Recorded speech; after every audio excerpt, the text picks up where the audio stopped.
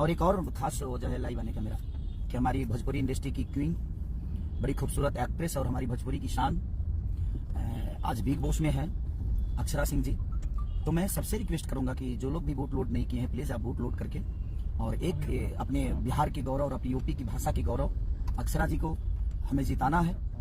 क्योंकि जब मैं भी बिग बॉस में गया था तो आप सबका बहुत सपोर्ट मिला था अपनी भाषा के लिए, अपनी भाषा को बड़ा करने के लिए, जो हमें कोशिश करना चाहिए। क्योंकि अगर वो शेरनी जीत के आएगी तो खुशी सबसे ज्यादा अपने भाषा को होगा कि हमारे बिहार की, और ये पहली बार होगा। क्योंकि देखिए अब और अक्षरा जी अच्छा खेल भी रही हैं, हम नहीं खेल पाए, उसका रीजन था कि हम बहुत कम बोलते हैं भाई, हम प्याज खाती नहीं लड़ सकते। लेकिन वो शेरनी है, वो लड़ेगी, मुझे पता है। क्योंकि इंडस्ट्री में अपने दम पे उन्होंने अपने आप को बहुत बड़ा किया है, गायकी क्षेत्र में भी उन्होंने अपने आप को साबित किया है।